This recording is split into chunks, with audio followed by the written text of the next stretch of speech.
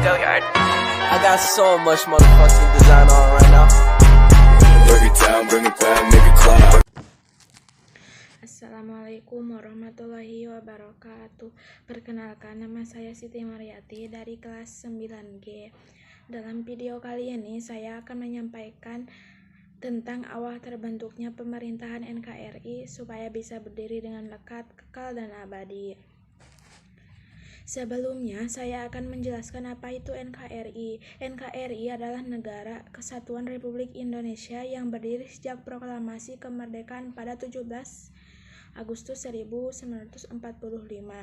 Mulai saat itu bertekad untuk tidak dijajah lagi. Secara geografis, wilayahnya yang terletak pada persilangan antara dua samudra dan dua benua, yaitu Samudra Hindia dan Samudra Pasifik, serta benua Asia dan Australia. Negara Indonesia memiliki sebutan Nusantara yang artinya dipakai untuk menggambarkan wilayah kepulauan yang membentang dari Sumatera sampai Papua. Setelah berhasil memproklamasikan kemerdekaan pada 17 Agustus 1945, lalu bangsa Indonesia membentuk jajaran pemerintahan.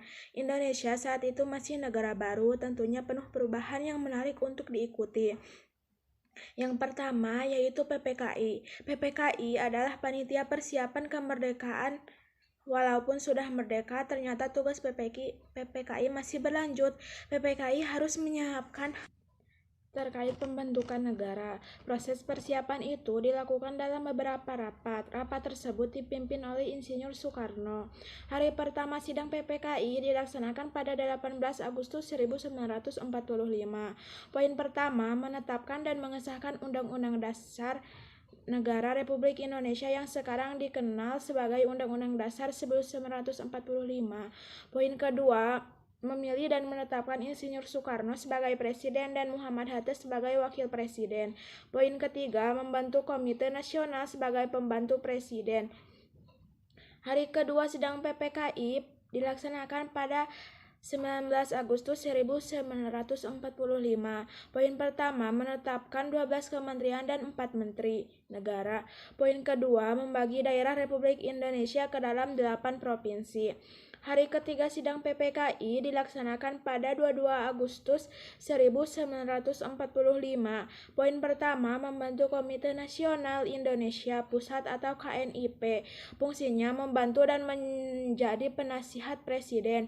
Poin kedua, pembentukan Partai Nasional Indonesia atau PNI dengan tujuan mewujudkan NKRI sebagai negara berdaulat, adil, dan makmur. Poin ketiga, pembentukan Badan Keamanan Rakyat atau BKR yang bertugas untuk menjaga keamanan dan ketertiban. Badan ini menjadi cikal bakal TNI Nasional Indonesia. Perubahan kedua yaitu rapat di lapangan IKADA. Selain PPKI, masih ada penolakan dari beberapa negara terhadap kemerdekaan Indonesia, termasuk Jepang.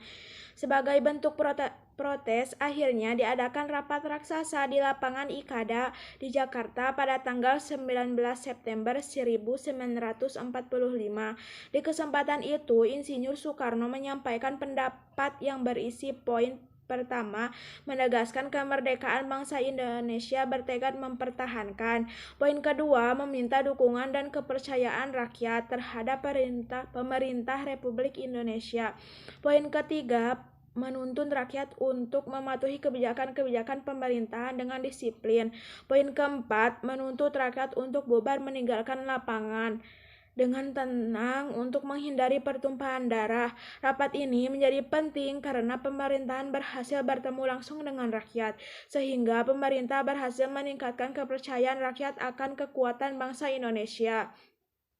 Perubahan ketiga yaitu dukungan daerah terhadap pemerintah Republik Indonesia. Setelah Indonesia memproklamasikan kemerdekaannya, kesultanan-kesultanan yang masih berdiri di Indonesia menyatakan dukungan terhadap pemerintah Indonesia. Meski saat itu sudah merdeka, ternyata perjuangan Indonesia masih belum berhenti. Faktor-faktor dari dalam Indonesia dan luar Indonesia tentunya berpengaruh ke dalam dinamika pemerintahan pertama Republik Indonesia. Untungnya, pemerintahan kita saat itu berhasil melewati masa-masa sulit itu, sehingga Indonesia masih bertahan hingga saat ini.